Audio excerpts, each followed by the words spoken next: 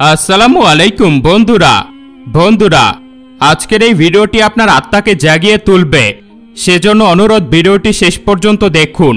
অনেকদিন আগের কথা, এক রাজ্যে বাস করতেন রাজা আর তার সুন্দরী রানী।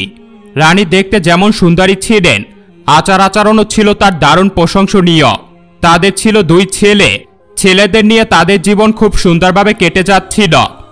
এদিকে একদিন রাজা ও রানী খেয়াল করল তাদের বাগানে একটা পাখি বাসা বাঁধছে। অনেক দিনের চেষ্টায় নানা দিক থেকে খড় ও লতা পাতা এনে খুব সুন্দর একটা বাসা বানালো সে।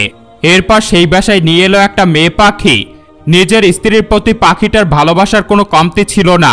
রানী এদেরকে বেশ মায়ার নজরে দেখেই যেত। এভাবে করতে করতে মেয়ে পাখিটি ডিম দিল।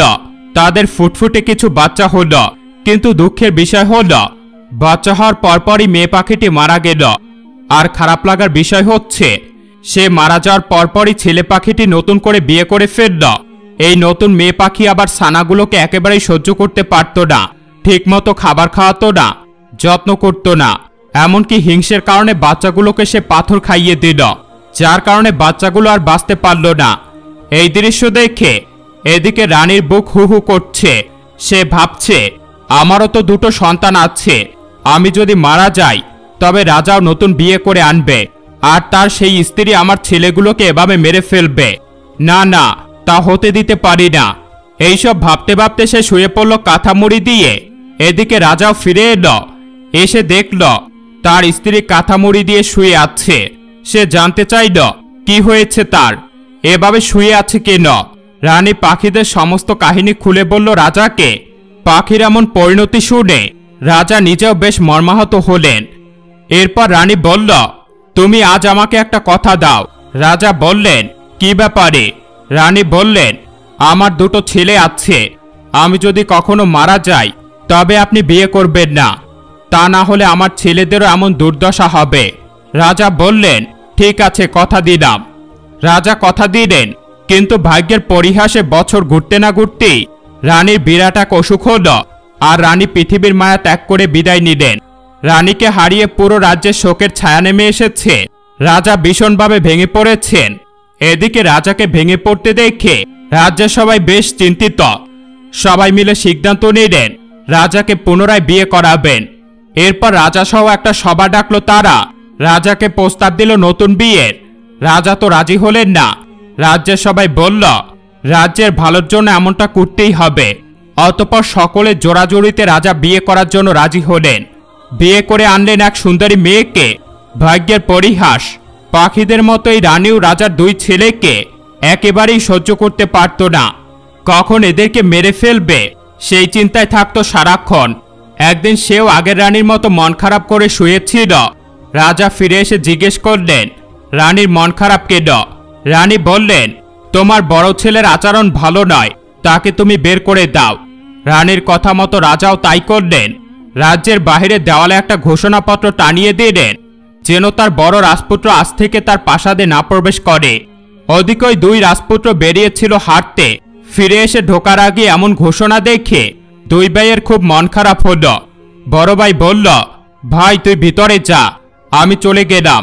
ছোট ভাই বলল, আমি কি করে তোমাকে রেখে ভিতরে যেতে পারি? আজ তারা তোমাকে বের করেছে, কাল আমাকে বের করবে না তার নিশ্চয়তা কি? বড় ভাই ভাবল, তাই তো। তারপর দুজনে সিদ্ধান্ত নিল তারা রাজ্য ছেড়ে দিবে। সিদ্ধান্ত অনুযায়ী দুই ভাই হাঁটতে হাঁটতে চলে গেল জঙ্গলে। দুজনেই ক্লান্ত ও ক্ষুধার্ত। দুজনে মিলে জঙ্গলের ফলফলাদি খেয়ে ক্ষুধা নিবারণ করল। সন্ধ্যা নামতেই ছোট ভাইয়ের চোখে ঘুম নেমে এলো। বড় ভাই বলল, ঠিক আছে, এই গাছের নিচে তুমি ঘুমাও, আমি পাহারা দিচ্ছি। ছোট ভাই ঘুমিয়ে পড়ল। চারদিকে পাখিরা যার যার ঘরে ঢুকে পড়েছে। ওদিকে চাঁদের আলোতে বড় ভাই দেখতে পেল তাদের সামনে একটি গাছে দুটো তোতা পাখি উড়ে এসে বসল। তারা নিজেদের মতো কথা বলছে। মেয়ে তোতা বলল, কেউ যদি শুনে থাকেন তবে শুনুন, যেই ব্যক্তি আমাদেরকে মেরে বুনা করে খেতে পারবে সেই ব্যক্তি সকাল হতেই বাসা বনে যাবে। এদেরকে মানুষের ভাষায় কথা বলতে শুনে বড় ভাই তো বেশ অবাক। এরপরে পুরুষ তোতা বলল, যেই ব্যক্তি আমাকে মেরে বুনা করে খাবে সে অনেক সমস্যার সম্মুখীন হয়ে পরবর্তীতে বাসা হতে সম্মুখীন হবে।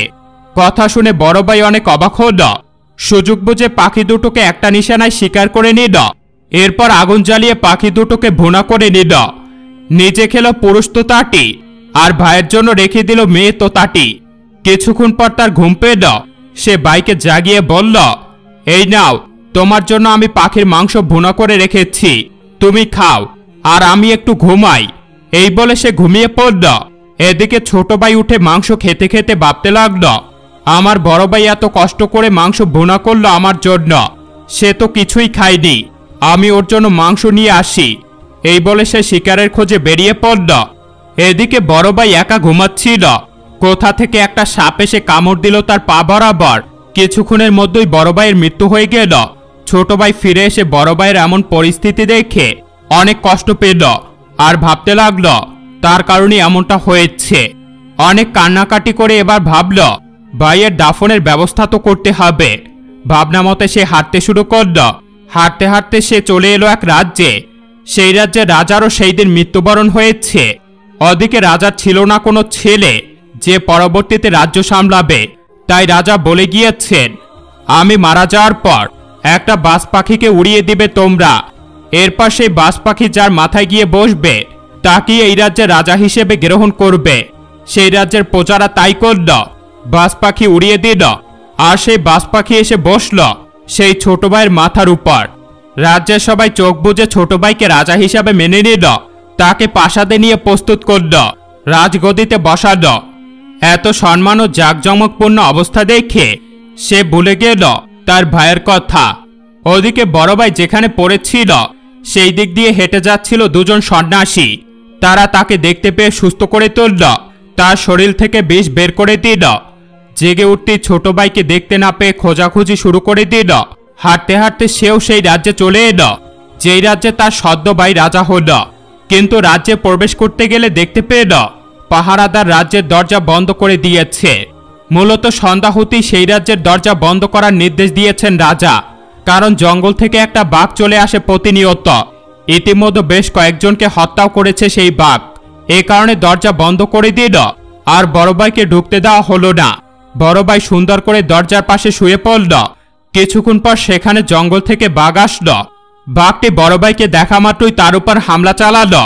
কিন্তু রাজপুত্র বলে কথা, নাম তার কাবিল আর তার বাসা ছোট ভাইয়ের নাম বসন্ত। তার সাহস ও শক্তির অভাব ছিল না কোনো। সে সেই বাঘকে সেখানে পরাজিত করল আর মেরে ফেলল।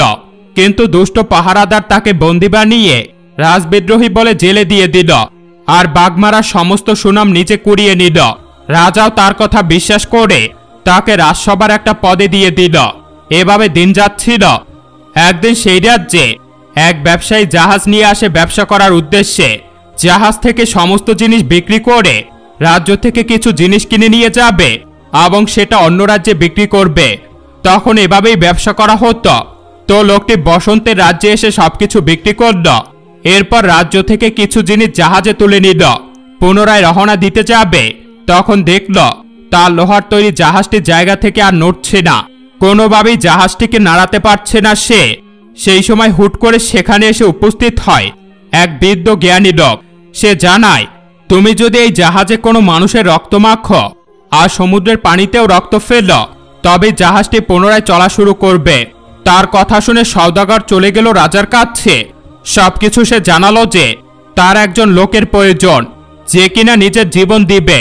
এর বদৌলতে যা চাওয়া হবে তাই দিতে সে প্রস্তুত। রাজা বললেন, এটা তো সম্ভব না, আমি জেনে বুঝে কাউকে মৃত্যুর দিকে ঠেলে দিতে পারি না। সওদাগর রাজ্যে উপস্থিত সবার কাছে প্রস্তাব দিল, কিন্তু কেউ রাজি হলো না। এই ফাঁকে সেই দারোয়ান ভাবল, কেননা বন্দি লোক তথা কাবিলকেই হস্তান্তর করে দেয়, কারণ সে বেঁচে থাকলেই আমার বিপদ। যেই ভাবনা সেই কাজ। সে কাবিলকে লোকটার কাছে দিয়ে দিল, সাথে আরো বেশ ভালো অর্থ করেও দিল তাকে মেরে ফেলার জন্য। সওদাগরকে এদিকে ছুরি ধার করতে দেখে কাবিল জিজ্ঞেস করল, আপনি ছুরি কেন ধার করছেন? সওদাগর উত্তর দিল, কারণ তোমাকে জবাই করব আমি। তোমার রক্ত দিয়ে এই জাহাজ চালনা করা হবে। আমাকে এক জ্ঞানী লোক বলেছেন একথা।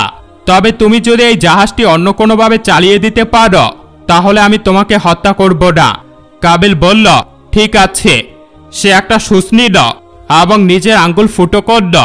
আঙ্গুল থেকে বের হওয়া কিছু রক্ত সে জাহাজে লাগাল আর কিছু রক্ত সে পানিতে ফেলল। এতে জাহাজটি চালু হয়ে গেল।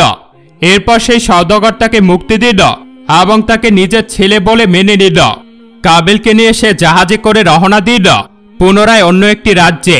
সেখানে নামতেই সেই রাজ্যের সুন্দরী রাজকন্যা সওদাগরের কাছে আসলো কেনাকাটা করতে। কেনাকাটা করতে এসে সুদর্শন যুবক কাবিলকে দেখতে পেল রাজকন্যা। দেখি কাবিলের প্রেমে পড়ে গেল। সরাসরি কাবিলকে বিয়ের প্রস্তাব দিল, আমি তোমাকে বিয়ে করতে চাই।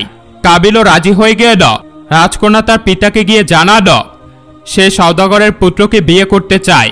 মেয়ের মুখে এহেন কথা শুনে রাজা সওদাগর ও তার পুত্রকে ডেকে পাঠালো। কাবিল রাজার সামনে যায়। তার রূপ ও আচরণে রাজা নিজেও মুগ্ধ হয়ে যান। এরপর নিজের কন্যার সাথে কাবিলের বিয়ে দিয়ে দেন। সওদাগর এবার অন্য রাজ্যে যাবে, সাথে তার পুত্রও যাবে স্বাভাবিক। কাবিলকে যেহেতু রাজকন্যা বিয়ে করেছে, তাই স্ত্রী হিসেবে সেও কাবিলের সাথে জাহাজে করে অন্য রাজ্যে রওনা দিল। সওদাগরের ব্যবসা ভালো যাওয়ায় তার মনে লোভ চলে এলো। পরপর 2-3টি রাজ্যে চলে গেল সে ব্যবসা করতে, কিন্তু প্রত্যেকবারই জাহাজ চালিয়েছে কাবিল। টানা এতদিন জাহাজ চালাতে চালাতে সে দারুণ ক্লান্ত। এইবার তার বিশ্রামের প্রয়োজন, তাই সে ঘুমিয়ে পড়ল। এদিকে সওদাগরের মনে নেতিবাচক চিন্তা খেলে গেল। তার মনে হলো কাবিল বেঁচে থাকলে তার ব্যবসা হাতিয়ে নেবে। তাই সে কাবিলকে তার স্ত্রীর আড়ালে নিয়ে জাহাজ থেকে ফেলে দিল সমুদ্রে। কিন্তু সৃষ্টিকর্তার দয়ায় কাবিলের কোনো ক্ষতি হলো না।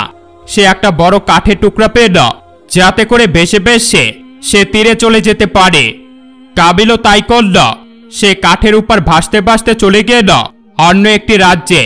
সেখানে সমুদ্রের তীরে কাজ করছিল ধোপি ও তার মেয়ে। তারা কাবিলকে অজ্ঞান অবস্থায় দেখতে পেল। কাবিল ক্ষুধা ও ক্লান্তিতে অজ্ঞান হয়ে গিয়েছে।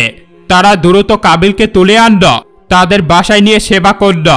জ্ঞান ফেরার পর তাকে গরম দুধ ও ফলমূল খাওয়ালো। কাবিল তাদেরকে জানালো কিভাবে তার সওদাগর বাবা তাকে পানিতে ফেলে দিয়েছে।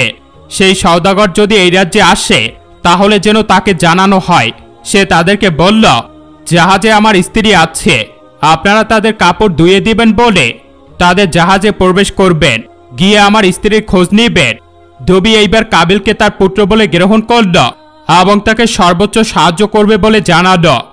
এদিকে কাবিলকে পানিতে ফেলে দেওয়ার পর সওদাগর ধরেই নিল যে কাবিল মারা গিয়েছে। তারপর সে কাবিলের স্ত্রীকে গিয়ে বলল, তোমার স্বামী পানিতে পড়ে মারা গিয়েছে। কাবিলের স্ত্রী কান্না শুরু করে দেয় এবং বলে, আমি কিছুতেই বিশ্বাস করি না তার মতো বীর পানিতে পড়ে মারা যাবে। তুমি তাকে হত্যা করেছ। সওদাগর এইসব কিছু স্বীকার করে না, বরং বলে, যেহেতু আমি এখন একা, তুমি আমাকে বিয়ে করে নাও, আমি তোমাকে অনেক ভালো রাখব। কাবিলের স্ত্রী বলে, তা কি করে সম্ভব? আপনি আমার শ্বশুর। সে উত্তর দেয়, মোটেও না, সে আমার আসল পুত্র নয়। তাকে আমি শুধুমাত্র পুত্র বলে ডেকেছিলাম, সেই হিসেবে আমি তোমার শ্বশুর নই। এভাবে করে বেশ কয়েকবার তাকে বিয়ের জন্য রাজি করাতে চাইল, কিন্তু সে কিছুতেই রাজি হলো না।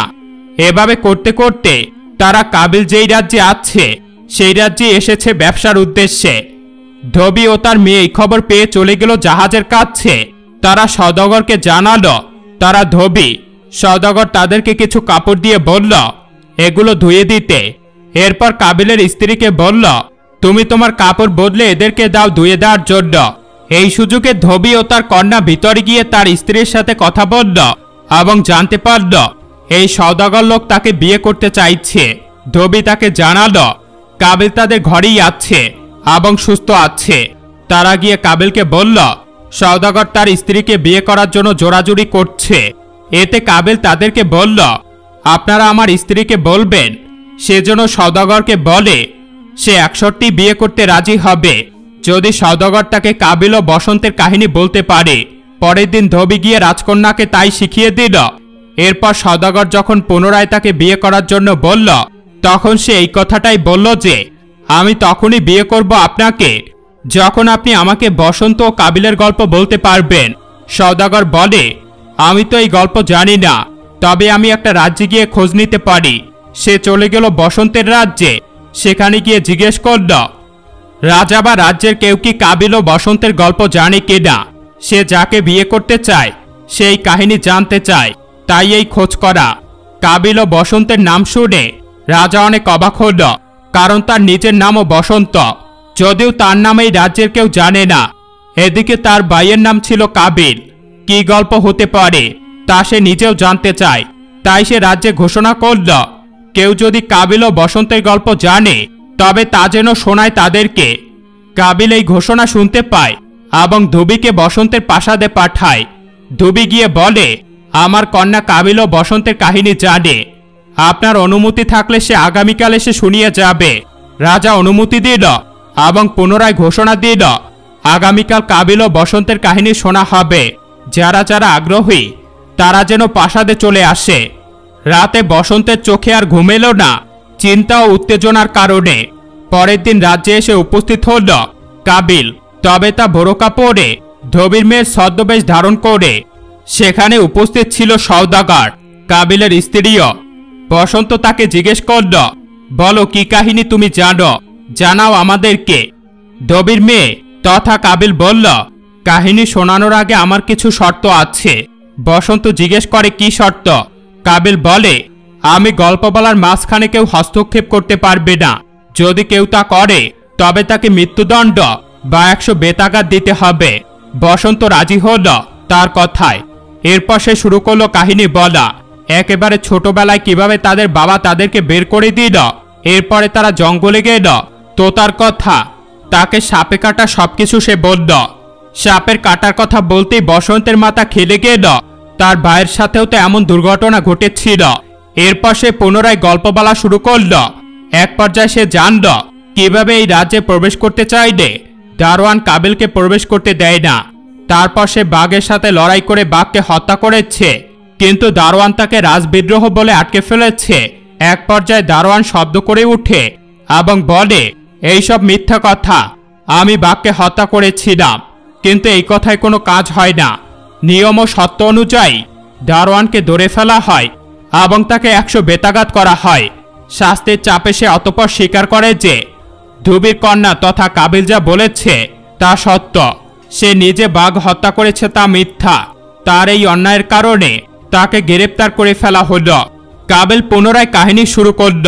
বলতে বলতে এক পর্যায়ে বলে উঠল, সওদাগর কাবিলকে নদীতে ফেলে দিয়ে হত্যা করেছে। এতে সেই সওদাগর চেঁচিয়ে উঠল, না, এইসব মিথ্যা, এমন কিছুই হয়নি। পুনরায় নিয়ম অনুযায়ী হস্তক্ষেপ করার কারণে তাকে 100 বেতাঘাত দেওয়া হল, যার কারণে সেও সত্য স্বীকার করে নিল যে হ্যাঁ, সে কাবিলকে হত্যা করেছে। কাহিনীর সমাপ্তি ঘটলে বসন্ত সেই বক্তাকে জিজ্ঞেস করে, আপনি কে? আপনি কি করে এসব কাহিনী জানেন? আপনার চেহারা দেখান। কাবিল তার চেহারা থেকে পর্দা সরিয়ে দিতেই সবাই দেখতে পেল এ তো এক সুদর্শন যুবক। সে আর কেউ নয়, বরং কাবিল নিজেই। পরিচয় পাওয়ার পর বসন্ত বুঝতে পারে এই হলো তার সেই হারিয়ে যাওয়া ভাই, যাকে সে নিজ দোষে হারিয়েছিল। এরপর সে বলে, এই কাহিনীর সত্য কারণ আমিই হলাম কাবিল বসন্তের কাহিনীর বসন্ত। সবাই অনেক অবাক হয়ে যায়। ওদিকে দারোয়ান ও সওদাগরকে গ্রেপ্তার করে শাস্তি দেওয়া হলো। বসন্ত তার ভাইকে পেয়ে দারুণ খুশি। ভাই ও ভাইয়ের স্ত্রীকে নিজের রাজ্যে রাখল। এরই মধ্যে একদিন কাবিল সেই দুজন সন্ন্যাসীর কথা মনে করল আর বলতে থাকল, না জানি আমাদের বাবা কোথায়। সেই সন্ন্যাসীর কথা মনে করতেই সন্ন্যাসী দুজন চলে এলো। তাদের মাঝে একজন জানালো তাদের বাবা বেঁচে আছেন, যিনি তার রাজ্যে রাজ করছেন, তবে একেবারে বুড়ো হয়ে গিয়েছেন। ওদিকে কাবিল ও বসন্তের বাবা বৃদ্ধ হয়ে ছেলেদের শোকে অসুস্থ পেরায়। বাবার কথা জানতে পেরে কাবিল, বসন্ত ও কাবিলের স্ত্রী রাজ্যে ফিরে গেল। বাবার সাথে তারা দেখা করল। তাদের বাবা তাদের কাছে নিজের কৃতকর্মের জন্য মাপ চাইল, আর তাদের সৎমা মারা গিয়েছে অনেক আগেই। কাবিল ও বসন্তের বাবা তার রাজ্যটা কাবিলের হাতে তুলে দিল। এই রাজ্যের রাজা তখন কাবিল। তাই দুই ভাই এখন দুই রাজ্যে সুখে শান্তিতে বসবাস করছে। অতঃপর দুই তোতার বলা কথা সত্য প্রমাণিত হল। বসন্ত কোনো কষ্ট ছাড়াই এক রাজ্যে রাজা হয়ে গেল। অন্যদিকে কাবিল অনেক কষ্টের মুখোমুখি হয়ে পরিশেষে রাজা হতে পারল। আর এখানেই শেষ হলো আমাদের গল্প। গল্পটি কেমন লাগলো অবশ্যই কমেন্ট সেকশনে জানাতে ভুলবেন না। আজকে এ পর্যন্তই। ভালো থাকবেন, সুস্থ থাকবেন। আল্লাহ হাফেজ।